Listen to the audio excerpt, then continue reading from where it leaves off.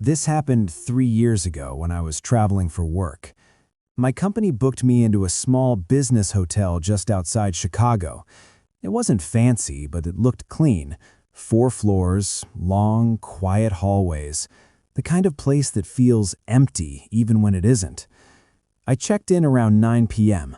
The lobby was quiet except for the receptionist, a woman in her early 30s who looked exhausted. She handed me a key card and said, "4th floor, room 417. I remember that number clearly. When I got to my room, everything seemed normal. Clean bed, TV mounted on the wall, bathroom lights already on. I dropped my suitcase, took a shower, and called my wife before going to sleep. Around 1:30 a.m., I woke up to the sound of knocking. It wasn't loud, just 3 soft knocks. I assumed it was someone at the wrong door. I checked my phone, no messages from the front desk. I walked over and looked through the peephole. No one was there. I stood there for maybe 10 seconds before unlocking the door and opening it. The hallway was completely empty. The lights were dim, that typical hotel yellow lighting. No footsteps, no doors closing, nothing. I shrugged it off and went back to bed. About 20 minutes later, it happened again. 3 knocks. This time, slightly louder. I didn't bother opening the door. Instead, I called the front desk. The same woman answered. I asked if anyone had reported knocking or if maybe housekeeping was on the floor. There was a long pause. Then she said, "Sir, there's no one else on that floor tonight." That didn't sit right with me. I asked what she meant. She said the 4th floor was closed for renovations. I was the only guest assigned up there because the rest of the hotel was fully booked. I reminded her she had just checked me in to 417. Another pause. Then she said something that made my stomach drop. "Sir, we don't have a room 417. I thought she was joking. She asked me to confirm my room number. I turned around and looked at the door. The brass numbers clearly read 417. When I told her that, her voice changed. It sounded tense. She asked me to stay in my room and said she was coming upstairs. Within 2 minutes, I heard footsteps running down the hallway. I opened the door as she approached. She stopped in front of me and looked at the number on the door. Her face went pale because the number didn't say 417 anymore. It said 407. The 7 was gone. I swear to you, it had been there earlier.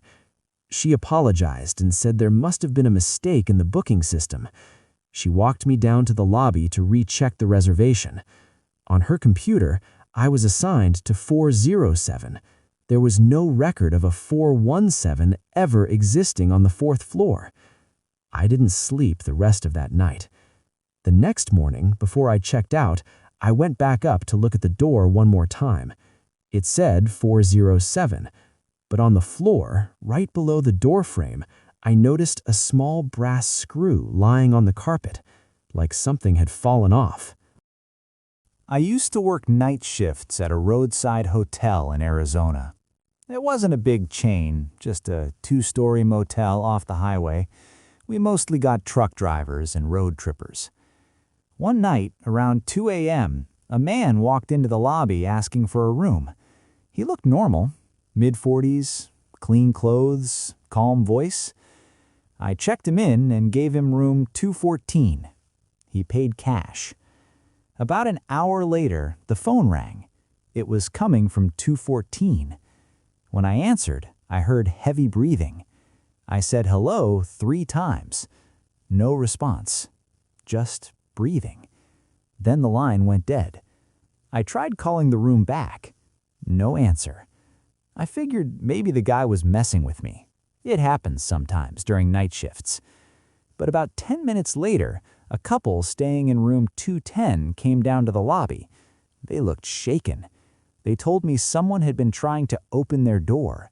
They said they heard the handle turning slowly, over and over. I checked the cameras.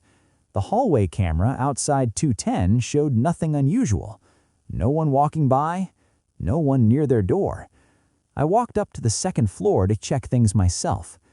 When I passed room 214, I noticed the door was slightly open, just barely, like it hadn't latched all the way. I knocked. No answer. I pushed the door open and called out. The room was empty. Bed untouched, bathroom dry, no luggage. The only thing inside was the key card envelope I had given him, sitting on the desk. I checked the parking lot. No cars. I reviewed the lobby camera footage from earlier. At 2 a.m., the man clearly walked in. But when I fast-forwarded to after that, there was no footage of him leaving. Not through the lobby, not through any side exit. We never saw him again. The weirdest part? When I checked the system logs, room 214 showed a check-in time of 2:03 a.m., but there was no checkout recorded. To this day, the system still shows that room as occupied on that date. We had to manually override it. Last year, my girlfriend and I stayed at an older hotel in upstate New York. It had that historic vibe. Creaky floors, antique furniture, framed black and white photos in the hallways. We were given room 428. The front desk clerk hesitated slightly before handing us the keys. I didn't think much of it. The room itself looked normal, a little dated but clean. That first night, around 3 a.m., I woke up to the sound of running water. At first I thought it was in our bathroom, but when I checked, everything was dry. The sound seemed to be coming from inside the walls, like pipes. It went on for about 5 minutes, then stopped. The next morning, I mentioned it casually to the clerk. She froze. Then she said, "You're in 428?" I nodded. She told me that years ago, a guest had died in that room. Apparently, the bathtub had been left running overnight. No one knew why. I assumed she was just sharing a local ghost story. That night, it happened again. But this time, there was something else. Knocking. 3 slow knocks from the bathroom wall. My girlfriend heard it too. We both stared at each other in silence. The knocking repeated. 3 knocks. Then, running water. I grabbed my phone and started recording. You can hear it clearly on the video. The next morning, we asked to switch rooms. The clerk didn't argue. As we were leaving, I asked her something that still bothers me. I asked if room 428 was booked often. She said no. They try not to assign it unless the hotel is full. Before we checked out, I walked past 428 one last time. The door was slightly open. Inside, I could hear water running, but the front desk had told us no one else was staying there. I told the clerk. She checked the system. Room 428 was listed as vacant. Maintenance went up to check. They said the room was completely dry. No running water, no leaks, nothing.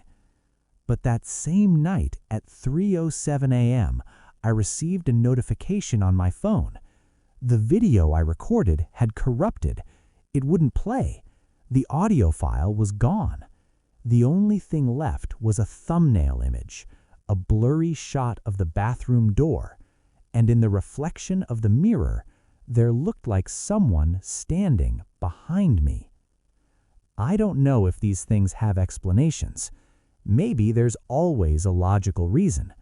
But I've stayed in dozens of hotels since then, and I always check the room number twice, just in case.